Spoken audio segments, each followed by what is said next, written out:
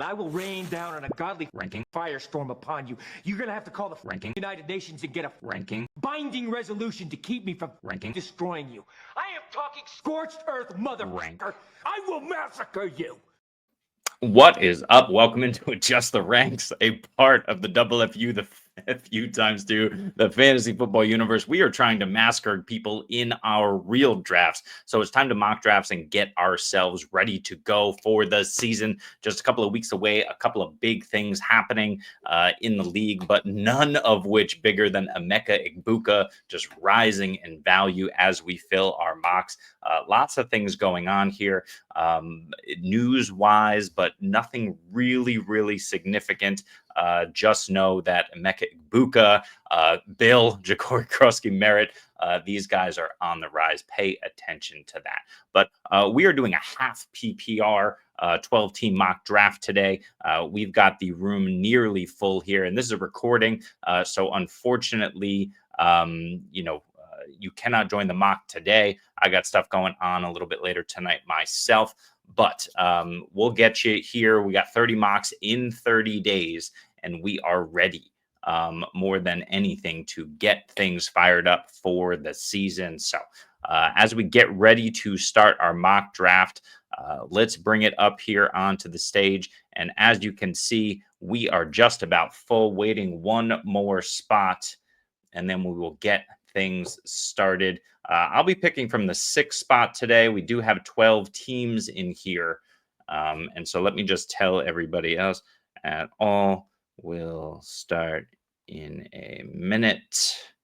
And then half PPR. Okay, so that's what we're doing today. Things are fired up and ready to go. So we will begin the mock draft as I do my best to turn down all of my sounds and notifications. Okay, and we are good to go. Half PPR, Jamar Chase going first overall, followed by Bijan Robinson. This is the way it should go. And then it's kind of pick your flavor. In half PPR, I prefer Saquon Barkley or CeeDee Lamb here. I do not care which one.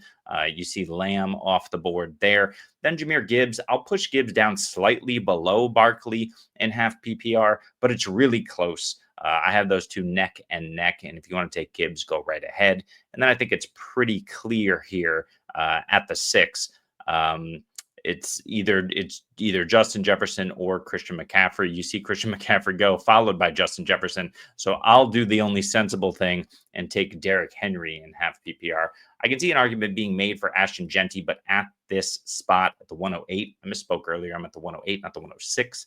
At this spot, I really do want an elite running back of the football. So once again, half PPR, you see how the first round is shaking out. After I took Henry, it's Nico, Puka, Amon-Ra, St. Brown, and then the turn is here with both Genty and I would guess Neighbors, who's still hanging around. You can see in the lower left-hand corner, everybody's still available and their ADP there. In fact, we'll jack this up a little bit so you can see that it is in fact Drake London, Brock Bowers, Jonathan Taylor, and the names above them still available, but that's who's going to be available to me.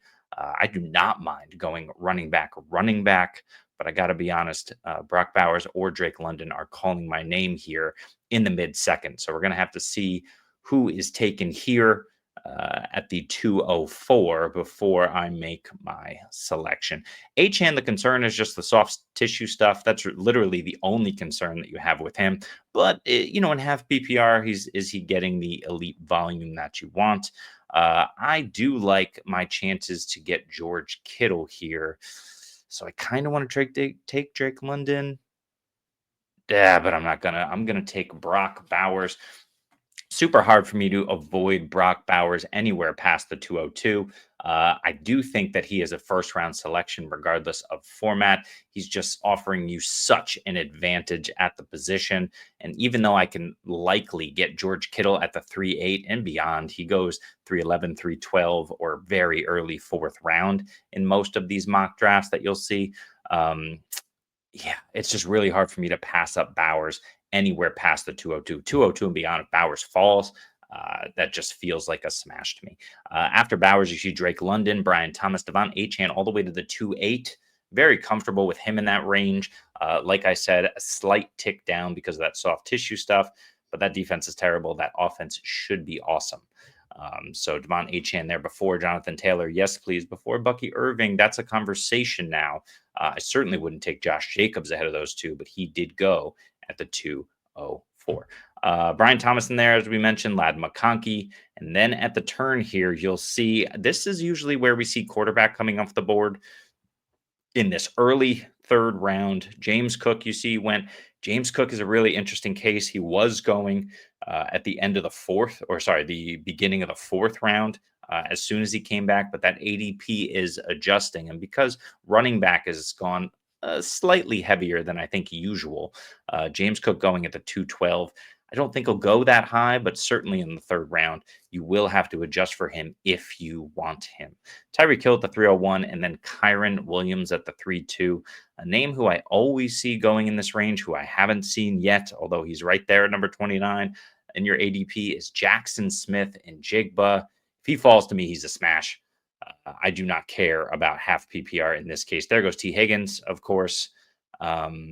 We'll see. Hoping on JSN. Let's see if that actually happens. It could, because JCap has two wide receivers. Doesn't mean you can't take a third, but Trey McBride, excellent value there, and very happy I took Brock Bowers because JSN falls in my lap. More of a PPR guy, but of course there's very little going on outside of JSN in that passing game. I really expect him, and many do, to smash this season. A name I hope gets back to me is Amarian Hampton, but as you can see, he just went very unlikely. I do like JSN over Hampton this season, even in half PPR, but man, that's really close, and that's excellent value on Hampton. He should be going earlier in a 12-man team. This is where you find the value. McBride, JSN, Daniels, Hampton. I mean, the value is insane there. You saw Mike Evans go a little bit early. You saw Tyreek Hill go a little bit earlier, although he's always a third-round pick. And James Cook went a little bit early, so that pushes the value down the board. There goes George Kittle. So knew I could get him. I do wonder if Trey McBride would have fell to me if I let Bowers go, maybe JCap takes Bowers, and I get Trey McBride around later. I end up with London McBride instead of Bowers JSN. I prefer that, but that's okay. Brock Bowers is very likely to be the number one tight end this season, and that's why everyone is taking him there. You see, after Hampton at the 310, you got Kittle at the 311, MHJ Marvin Harrison Jr. at the 312, Jalen Hurts at the 4-1, and then Breece Hall at the 4-2. An interesting consideration here, although it is 4-point, would be Joe Burrow, but I much prefer if he fell to me in the 5th round. And because I have an elite tight end, I am unlikely to take an elite quarterback. But Joe Burrow's just so damn good. So it's really hard to do that. If you look at who's available, Garrett Wilson, I'm fading a little bit at ADP. Kamara is interesting. Kenneth Walker, I love. He's just got to stay healthy. And Chuba, those are 3 names. There goes Chuba right there. So yeah, if you look at the other names, Travion, it's too high for me, but I get it. I want Kenneth Walker and what he should be able to do in that Clint Kubiak offense that's reworked after one season. They want to run the football over here in Seattle. They should be able to do that. Improved offensive line over the terrible offensive line that they had last year. But yeah, half PPR, I'll take him over Kamara, who seems to look. Kamara's great. It's a fantastic PPR pick. Maybe slightly early in full PPR, but not a bad value where he's going. But I'll take Kenneth Walker over Kamara. And then Henderson, who, again, we wonder what his usage will be with Ramondre and Antonio Gibson still there. The usage looks fantastic. The player looks fantastic. It's also a homer pick for Travion Henderson for me, but in the 5th round, he's a smash. Doesn't look like he's going in the 5th anymore. Even in half PPR at the 4-9 is crazy work, but it could be crazy valuable. So I'm not mad at it. I'll just take Kenneth Walker over him. After I took Walker at the 4-5, you got Garrett Wilson 4-6, Devontae Adams at the 4-7. Not a terrible pick, but again, Matthew Stafford, who knows? Still, Adams is going to be the red zone guy there in Los Angeles. Ted McMillan at the 410. Love him in half PPR. Love him over DK Metcalf at the 411, even though DK is fair value. And then James Conner at the 412. See is available. It's Joe Burrow. It's Rashi Rice. It's DJ Moore, Cortland Sutton, Sam Laporta, David Montgomery, Devontae Smith. This is a really tough area of the draft for me, but it's also why I want an early tight end. You see here, Laporta, Hawkinson, Kelsey. We're not really sure what these guys are going to do for us this season. Of course, Laporta dealing with the leaving the absence, I guess, of Ben Johnson running the show there. Is he slightly depressed in terms of his usage? I think so, with JMO in town. Speaking of JMO, he's going to be my pick here if available. And then you got TJ Hawkinson, Travis Kelsey. Those guys, I just don't know. I'm not relying on an aging Kelsey or Hawkinson with a younger quarterback to really provide that value. So for me, tight end is out. See wide receivers. There's Jamison Williams, Travis Hunter, Jalen Waddle, Calvin Ridley. These are great values. This is really where I wanted to be taking wide receiver in the 5th round, especially once Travion is gone. He's not there anymore. You see these running back names. No, thank you. And there are the quarterbacks. I will pass and go JMO here. In half PPR, I like JMO even more. We know he's not going to catch a ton of balls, even though he's set up for more, what we assume is more of a percentage of the target share this year. That said, he's a big play threat whenever he touches the football. I liken him to, I said this the other day, Deshaun Jackson. I just really think he's that explosive. I'm not necessarily comparing him one-to-one to Deshaun Jackson, but the production-wise, I'm likening him to Deshaun Jackson. He'll win you week.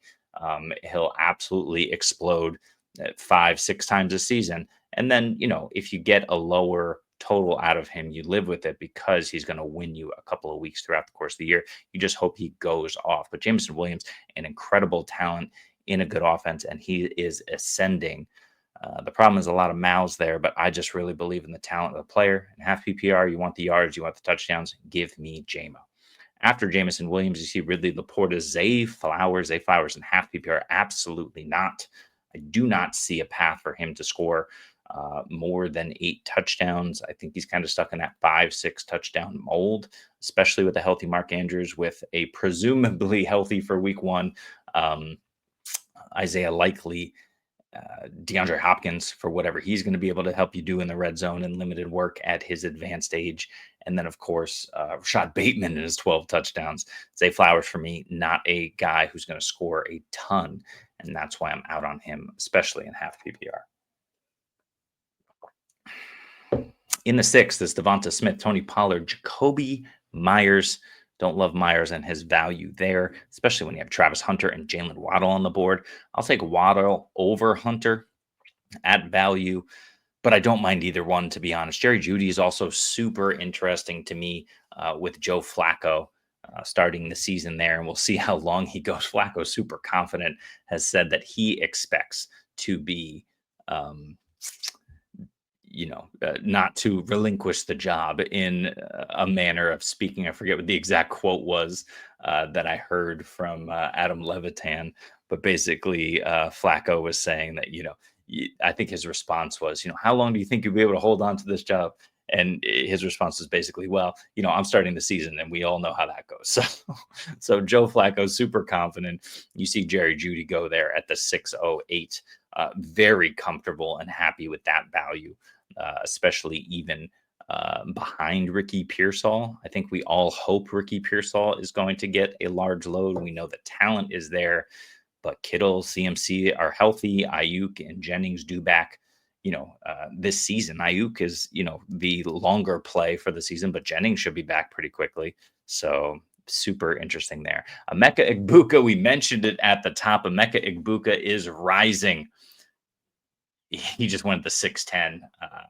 I think that's a great pick. I think he was going behind Chris Godwin all offseason long. Now we know for almost a fact, reported by the beats there, the Pewter Press, I forget what the main beat over there in Tampa is, but they interviewed the coaching staff. I don't think it was the head coach over there. Is it Bowles? I don't think it was Bowles who said it, but it was a coach who said, he's going to start on the pup, and we'll see He's already listed on the pup, by the way. He's officially on the pup, and we'll see how it goes after the first month of the season. So holy crap, it's at least the first 4 games for Chris Godwin and more, and then of course Jalen McMillan now on IR with a very severe, according to reports, neck strain. Mecca Igbuka is the only option down. Cade Otton is a guy who goes undrafted in these 12-round mocks we've been doing. That's a name to monitor. And then, of course, the running backs get a bump, both of them. Rashad White should be a guy. He's also going largely undrafted in the first 12 rounds here. These are 2 late-round guys you can target. In addition to, of course, Bucky Irving. You see Irving going at the 211. I think he needs to go ahead of Taylor. I would consider him ahead of Achane at this point. In the mid-second round, especially in half PPR, give me all the Bucky Irving I can handle. As we come back around and take a look at the roster, I'm a little deficient at running back in half PPR. I'd like to be heavier there so we can have a look, but I don't love it. I'd have to kind of reach on ETN. Quinshon Judkins is there. No thanks. You see kind of the way the board is shaken out, and I already have a tight end. Mark Andrews is really appealing, but in half PPR, I'm going to do it. I don't usually do this, but I am going to go Roma Dunze here. The reports are great, especially given the rapport between Rome and Caleb Williams in the Ben Johnson offense, so much so that DJ Moore may be kind of struggling to find a regular fit in this offense. Doesn't mean he's not going to be utilized, but I think they're kind of inventing ways to use more because of the way Rome just slots in perfectly and the rapport that he has with Caleb Williams. If those reports are to be believed, Rome Odunze could have an absolutely smash season in the 7th round. Why not find out, especially over a guy like ETN in half PPR, where I would much prefer Tank Bigsby in that role. We'll see if I can get Bigsby at the 9-8, potentially push into the 10th, but I think Bigsby is going around there at the moment. After Odunze was ETN, as we just discussed. Bo Nix, Brian Robinson. Brian Robinson is going to get traded. It seems all but certain. Where he goes is a question, but he was already part of a committee. I don't think he can go anywhere where we're going to love it. Look, Washington has to trade him to get rid of him. So if they trade him, they're not trading him to Dallas. They might trade him to Houston, which would be interesting to us, but oh man, that's scary right there. I saw Stephon Diggs on the board. That's a name that I love, and I really wish I could take a running back here. I could get Scatabo. I could get Mason. I really want Diggs. We're going to take Diggs and see how it shakes out the next few rounds. It looks like we got 4 picks left in this particular draft. I'll definitely have to be getting a quarterback, but I'm certainly done at wide receiver and half PPR. So let's take a look over here. Empty quarterback situation, but we got Henry Walker, JSN, Jamison Williams, Brock Bowers, Jalen Waddle, Roma Dunze, and Steph Diggs in a 3 flex. I'm very happy with my starting lineup here. But of course, I do want to get some of those upside running backs as the draft concludes. We'll make sure to do that. And then it'll be interesting to also kind of have a stack here in half PPR, whether it's Drake May because of Stephon Diggs, whether it's Caleb Williams. Those guys all last late. Not interested in Tua necessarily. Not so interested in Goff, and he may be off the board. He's not off the board yet. So falling value, maybe Goff. Definitely not Darnold. But it will be interesting to see. Even though I have Walker and JSN, I'm probably not going to go Darnold. Geno is a super late round guy who will not even go in these 12 rounds. But this is how I like to build my team, even in half PPR. Very happy with the wide receiver value in these middle rounds. And as you can see, I'm not reaching on a Tracy, on an ETN, on a Javonte Williams. So very happy with that there. We do have Scatabo and Mason here. We also have Tank Bigsby. I'm going to push it. Mason just went. Damn. I want to see if Tank comes back around to me. So we'll just take a look. Tucker Kraft is an interesting name.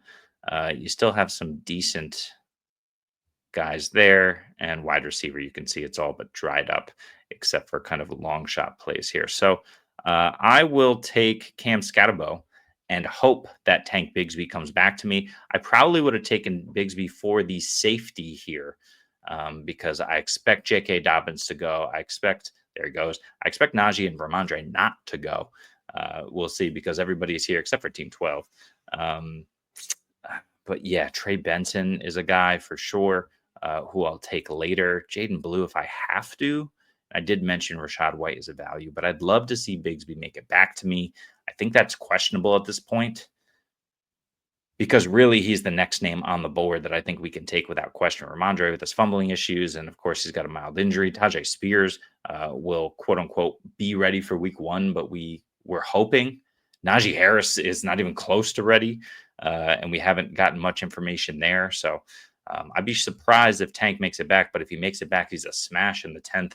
I would have taken him there at the 908. And he made it back. Fantastic. Absolutely love Tank Bigsby and his value there. Feel very comfortable if I can get Tank in the 9th or 10th. And I was able to pair him with Scatabo, who surely would have went. So now my running back room looks like Derrick Henry, Kenneth Walker, Cam Scatabo, and Tank Bigsby. Very happy with that. I'd like to add Trey Benson there. Jaden Blue is an interesting name, but I don't expect him in half PPR to have as much value. In fact, better name for me is there's Bill hanging out there. I don't want to take him this early. I think people get a little crazy about it, but I will click him and we'll see where he goes. Miles Sanders is an interesting name if they do not add to that Dallas running back room. He's a guy who, at the moment, is your most reliable pass blocker. So if he's going to be out there on third downs, we'll see. He's not super dynamic, especially when compared to Blue. At the same time, it is very interesting. You see a lot of tight ends and quarterbacks going off the board in this range. That's why I'm really happy to get at least one, but probably tight end early, because then you're faced with, well, you got to reach for Njoku or Ingram, Warren, Andrews, all in the 8th round there. So yeah, instead of those guys, I want Diggs. I still get a wide receiver 1. And I don't have to necessarily worry about if those guys are going to produce the way that I want them to. So here I have the opportunity to grab Williams. I will probably do that and see if Trey Benson falls to me. I like other guys here, even though I'm going to get Williams. I like JJ McCarthy. I like Drake May, who went the pick right after me. I like Trevor Lawrence. All of these guys, phenomenal values. There goes Trey Benson at the 11-10. So it didn't necessarily fall my way. But again, talking about Rashad White as a nice value because he's one of the only guys left as a true pass catcher in that offense right now. Mike Evans, of course, is there, but we saw his decline, so he'll be fine. But I don't like him at ADP. I'm fading him a little bit, but in half PPR, a little bit more palatable here. So for my final pick, I can double up on quarterback and go JJ McCarthy or Justin Fields, who people are sleeping on. Ridiculous. Or I can go ahead and grab Bashal Tutin if that's who I feel, Dylan Sampson. But those Woody Marks, those guys are a little less appealing to me in half PPR. Don't really like Keenan Allen is there, but I'm fine at tight end. So I will go Justin Fields for the upside. Anthony Richardson was your upside play at the end. I don't think Daniel Jones gives you that upside. So Daniel Jones is off my board in 1 QB, even though he will have some weeks. He's more of a waiver wire check and see type of guy in a specific matchup. But as you can see, as the draft ends here, Justin Fields, very happy with him and his value in the 12th. So let's recap my team for you. In fact, we'll pull it up here just so you can see the vision. Caleb Williams, Derrick Henry, Kenneth Walker. Running back, we've got JSN, J-Mo, Brock Bowers, Jalen Waddle, Roma Dunze, Steph Diggs. Value guys at wide receiver, but all guys outside of Rome and Diggs. But those top 3 can be wide receiver 1s. They've done it before. I believe Waddle's done it before. I'll have to check that. At least he was very close. Rome and Diggs can be wide receiver 2s quite easily, I think, this season.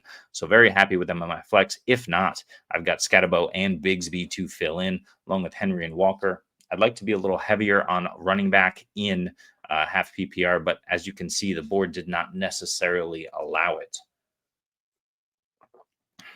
If we look at, look, Amari and Hampton probably should have been the pick here in half PPR, but to be fair, it's really hard for me to ignore the value of JMO and the insane volume that he's going to get in what should be a good offense. You can see I took 2 Seattle players very high as well, just believing in what they can do, even though I'm not super high on what Sam Darnold can do behind a much worse offensive line in Seattle, despite their improvements in the offseason. But even if I took Hampton and Walker there, then I got Jamo Waddle, Odunze Diggs, still a good wide receiver room, but JSN really just elevates it for me. And with Henry and Walker, I'm not drafting scared. I'm hoping for health for those two guys. And if not, feel good about these guys here that will possibly come in and replace them. Caleb Williams, Justin Fields, we're simply riding upside at this time. Of course, I could have taken a guy like Ray Davis, Isaac Garendo, Jake Ferguson, but Christian Kirk is a good name. Keenan Allen, who I mentioned earlier, is a good name. But, I really there wanted to make sure that my quarterback room was solidified and I'm getting a top end guy. Fields is healthy and he's playing. We know that he's going to be running the football. He showed in Pittsburgh last year, which a lot of people are forgetting. I know it's Arthur Smith, and I know he schemes things up. He's a much better offensive coordinator for NFL purposes than we give him credit for. But Justin Fields running around in that scheme was really good last year for fantasy.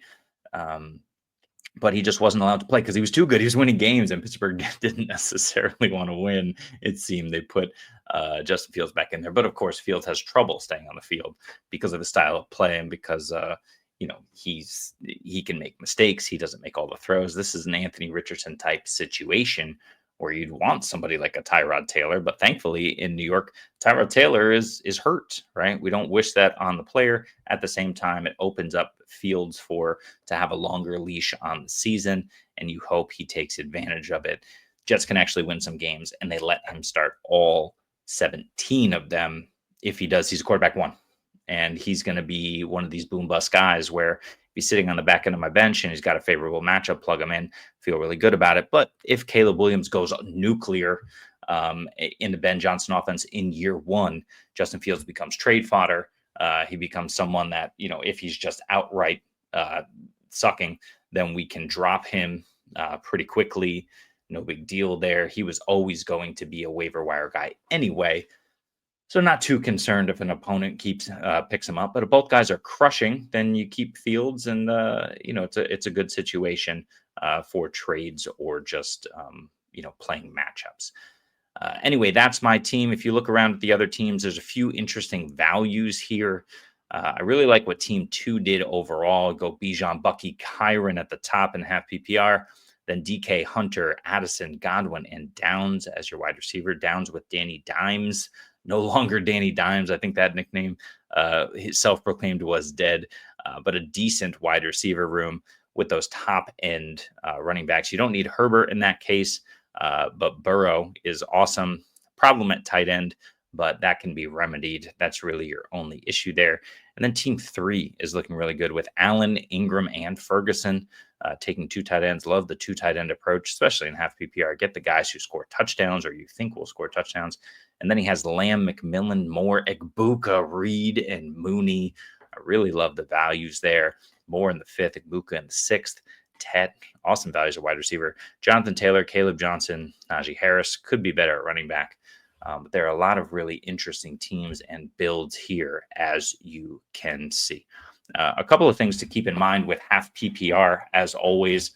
Yes, we're valuing running backs more than normal. We should be valuing the running backs who get the workload and not necessarily catch the passes more than normal as well. That being said, don't go too crazy with it because it's all about yards and touchdowns, right? Half PPR, you get that point per reception, so volume matters, but the volume of, for example, an Amon-Ra St. Brown doesn't necessarily help you unless he's getting in the end zone 13 times like he did last season. This is kind of where Puka might fall off a little bit with the addition of Adams, with the health concerns of Matthew Stafford. He's someone who I'll, knock down a tick or two simply because of that situation. You just wonder kind of if he's capable of the high-end yards, the high-end touchdowns, and the volume. That's really what you want. Meanwhile, Malik Neighbors, we're concerned about the toe, might need surgery. At the same time, he's an absolute stud and gritting it out right now on the practice field as well. So, these are just some considerations for half PPR. Of course, in half PPR, I think the high-end tight ends matter even more. They get the volume, but more importantly, because they get the volume, they get the touchdown. They're probably a lock. That's Bowers, McBride, and Kittle for 8 touchdowns a piece minimum.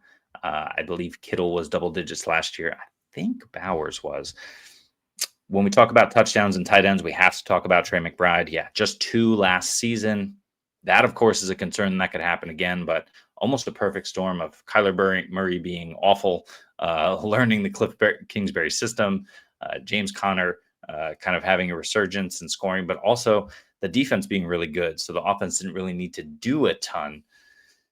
At the same time, you hope they, fortified their line a little bit better. They can, Kyler Murray can establish a connection more with MHJ.